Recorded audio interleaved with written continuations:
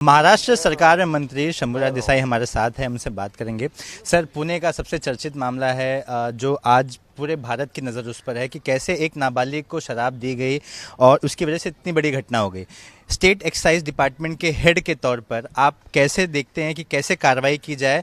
और विपक्ष लगातार आरोप लगा रहा है कि ये डिपार्टमेंट अपने काम में इतना सफल नहीं है, इस वजह से ऐसी घटना है। देखिए, इसीलिए आप भी मेरे प्रेस कॉन्फ्रेंस में शामिल थे। आप लोग ने मैंने जो फिगर्स दिए वो भी देखे हैं। जब मैं 222 में ये डिपार्टमेंट का चार्ज लिया, उसके बाद 224 तक कितना परसेंट कार्रवाई बढ़ाया है हमने, 93 का एक्शन कितने लोगों के ऊपर लिया है, एमपीडीए का एक्शन कितने लोगों के ऊपर लिया है। अगर डिपार्टमेंट हाथ में हाथ धरे बैठता था तो इतनी बड़ी कार्रवाई नहीं होती थी। हम लोग ने ये इंसिडेंट्स घटने के पहले ही कार्रवाई की है। और इसके बाद भी जो आपने कहा वो बिल्कुल है कि बाबा किसी माइनर को ऐसा सर्विस शराब का नहीं देना चाहिए।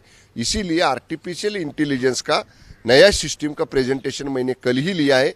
उसमें 2-3 ज़्यादा सजेशंस मैंने दिए हैं, वो इंक्लूड करके हमारे जो कंसल्टेंट है वो अभी हमारे पास अगले हफ्ते में उनका प्रेजेंटेशन देने वाले हैं। 1 महीने के अंदर ये आर्टिफिशियल इंटेलिजेंस का सिस्टम पूरे महाराष्ट्र में जितने भी लाइसेंस है वो लाइसेंस होल्डर के पास हम लोग इंस्टॉल करेंगे। देखिए, दर्शकों को ये जानना है कि आर्टिफिशियल इंटेलिजेंस कैसे काम करेगा, कैसे निगरानी रखेगा जो आपकी विजिलेंस टीम नहीं रख पा रही है, कैसे मदद करेगा आपकी पूरे डिपार्टमेंट की? देखिए, ये तो टाइम का जो है, क्योंकि रेस्टोरेंट्स का अलग टाइम है, पब का अलग टाइम है, वाइन शॉप का अलग टाइम है। वो टाइम का मॉनिटरिंग वो सिस्टम करेगा। अगर टाइम का ब्रीच होता है तो उसके ऊपर अलार्म आएगा। कल मैंने ये प्रेजेंटेशन देखते समय यही कहा है हमारे ऑफिसर्स को कि अगर कोई माइनर वहाँ पे आता है तो वो आइडेंटिफाई हो जाए। उसके लिए कोई सिस्टम में फिंगरप्रिंट्स की बात करें, मैं कहा फिंगरप्रिंट्स लो या चेहरे का फोटो आता है, कोई भी सिस्टम, तो वो लोग बोले, मेरे ऑफिसर्स ने कहा है कि 1, 2, 3 ऑप्शंस हम लोग अपने कंसल्टेंट से बात करके अगले प्रेजेंटेशन में वो इंक्लूड करके आपको दिखाएंगे। जल्दी ही 1 महीने में वो पूरा हो जाएगा। आखिरी सवाल, ये जो फ्लैग है किस किस को आएगा, कैसे पता चलेगा कि ये वायलेशन हो रहा है, पूरी कैसे होगा? देखिए, जो लाइसेंस होल्डर के पास हमारा सीसीटीवी लगा है उसका कनेक्शन हम लोग हमारे एक्साइज डिपार्टमेंट की सिस्टम में देंगे। जो पहले रिफ्लेक्ट होगा वो जिले के सुप्रिटेंडेंट के ऑफिस में, वो डिवीजन, उसके बाद वो मैंने कल कहा है कि खाली एसपी मत रखो, उसके वो डायरेक्ट रिफ्लेक्ट होना चाहिए। जो हेड ऑफिस हमारा इधर है मुंबई में, वो कमिश्नर के ऑफिस में भी आना चाहिए। और डीडीसी जो हमारा है, डिस्ट्रिक्ट डिविजनल डिप्टी कमिश्नर, उसके ऑफिस में भी जाना चाहिए।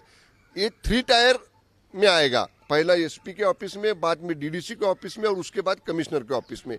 इसके ऊपर 3 लोगों का अगर कोई एक भी उसमें से एक्शन मिस करता है तो उसका जो सीनियर है कमिश्नर ऑफिस में, उसको भी ये पता चलेगा। और जो लोकेशन आएगा वो सिस्टम में, जो मोबाइल में लोकेशन दिखाएगा कि ये लोकेशन पे ऊपर ये हो रहा है, तो नजदीक का जो हमारा ऑफिसर रहेगा उसको इमीडिएट अलर्ट जाएगा और वो ऑफिसर वहां से जो लोकेशन दिख रहा है सिस्टम में वहां जाके उसके ऊपर कार्रवाई करेगा।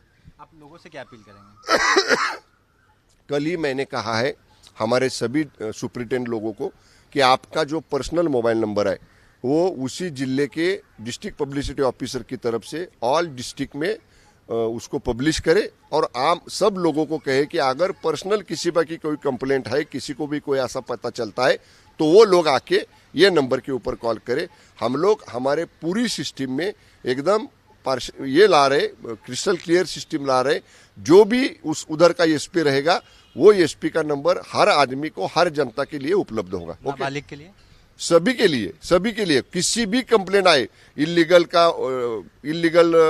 लिकर का आए, माइनर, किसी को अगर कोई रेस्टोरेंट में बैठा है और किसी को लगता है कि ये माइनर उसके बाजू में बैठा है, उसके बारे में भी वो कंप्लेन कर सकता है कि मैं मैं ये XYZ रेस्टोरेंट में हूँ और मेरे बाजू में मुझे लगता है माइनर कोई बैठ के शराब पी रहा है, तो वो भी ऐसा कंप्लेन कर सकता है। ओके, थैंक यू, धन्यवाद। तो आपने सुना शंभूराज देसाई को, जिन्होंने बताया कि किस तरह से ये डिपार्टमेंट पूरी तरह से एक्टिव हो चुका है। कैमरामैन रुपेश के साथ सूरज ओझा, ABP न्यूज़, मुंबई।